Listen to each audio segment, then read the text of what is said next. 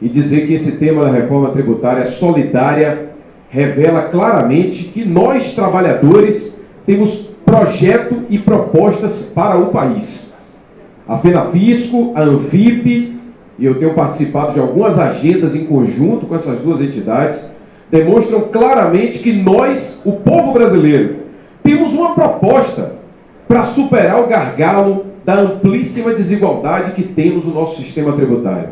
É inaceitável que quando um trabalhador do Bolsa Família vá no supermercado comprar 1 quilo de feijão, ele vai pagar a mesma tributação que o dono do Banco Safra, Olívia, que eu enfrento lá no Sindicato dos Bancários, que é um dos homens mais ricos do mundo, de acordo com a revista Forbes. Ele vai pagar exatamente a mesma tributação sobre o quilo do feijão. É inadmissível que o trabalhador que junta seu dinheiro suado para pegar uma moto popular em 72 prestações, se encalacrando com o endividamento bancário, pague seu IPVA.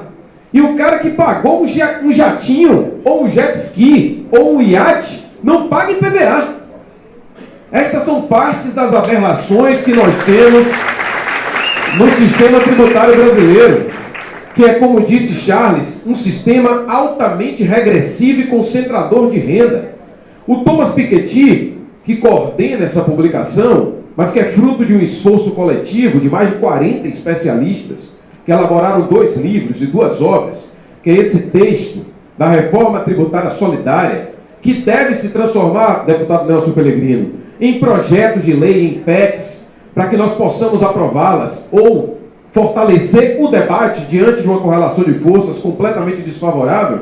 O Thomas Piketty, na sua obra, O Capital do Século XXI, demonstra claramente que o Brasil é uma das nações de maior concentração de renda, e não é para menos. Há 131 anos, tinham seres humanos sendo negociados em cartório, como se fossem títulos de propriedade, com o aval, inclusive, da igreja, porque era nas paróquias que se faziam esses registros. E esta mesma nação, que foi praticamente loteada em 12 famílias, que tiveram acesso às capitanias hereditárias, e que depois se subdividiram em sesmarias, e que de tempos em tempos transfere a sua propriedade através da herança, e o nosso país, em comparação com os países da OCDE, é o que menos tributa a transmissão de herança. O ITCMD no nosso país hoje tem uma alíquota, gente, de no mínimo 4% a 8%. A maioria dos estados brasileiros praticam a menor alíquota. Isso é um desserviço a essa meritocracia que eles tanto falam. Qual é o mérito nisso? De alguém que nasceu com o óvulo fecundado numa casa grande e outro que nasceu na senzala? Qual é o mérito? É o mérito do espermatozoide? É esse o mérito? Porque se eles falam em meritocracia, qual é o sentido de a transmissão da riqueza no Brasil ser basicamente a transmissão via herança? Claro que vão existir pessoas, para inclusive confirmar a regra, que são exceções, que conseguiram formar fortunas vindo de baixo. Mas são raríssimos os casos. A maior forma de acumulação de riqueza no Brasil, hoje, é através da herança. Isso é um desestímulo ao investimento, um desestímulo à inovação e um desestímulo à meritocracia. Porque não há meritocracia, alguém que nasceu em uma situação e outro que nasceu em outra. Isso é o acaso. Não acreditamos nesse destino de que alguns nasceram pobres e devem morrer pobres, enquanto outros que nasceram ricos devem morrer ricos. Portanto, o debate sobre a reforma tributária solidária tem tudo a ver com a disputa de rumos da nação. Todas as vezes que nós colocamos o tema em discussão, ele foi interditado pelo Congresso Nacional.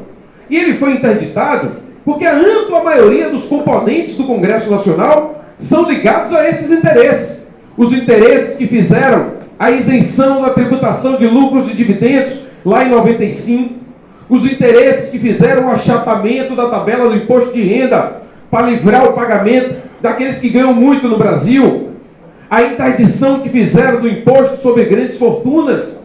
Portanto, nós temos vários aspectos, e essa obra, gente, uma obra coletiva, enfrenta esses temas. Nós temos sim projeto para melhorar o sistema tributário brasileiro. Queremos um sistema justo, que seja compatível com o texto da Constituição de 88, que não acreditamos na tese de que o orçamento, que a Constituição não cabe no orçamento. Esse é um discurso falso. O que está em jogo, como disse o presidente do Corecon, é na verdade a esterilização da economia com a política monetária perversa, que retirou 1 trilhão e 200 bilhões da economia brasileira através das operações compromissadas, que fazem com que a sobra de caixa dos bancos seja paga por todos nós. Os bancos brasileiros, que lucraram 95 bilhões de reais no ano passado e que projetam lucros anuais de 200 bilhões se a proposta de capitalização for aprovada. Portanto, essa sessão é uma sessão corajosa, porque ela coloca o dedo na ferida de maneira radical, porque ela vai na raiz do problema. Ela não fica na superfície da mera simplificação tributária.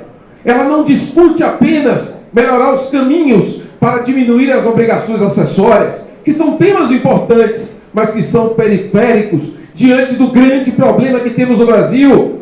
Precisamos de um sistema tributário com uma política Robin Hood, que tire dos ricos, distribua com os pobres e assegure sim, de fato, que as pessoas possam ser quem elas têm coragem de querer ser, e não aquelas que herdam seus patrimônios e não distribuem com a coração. A reforma tributária solidária deve ser pauta do nosso movimento, da nossa construção coletiva. Precisamos ganhar as ruas para fazer o contraponto contra a reforma da morte, que é a PEC da Previdência, que inviabiliza a aposentadoria da maioria dos brasileiros.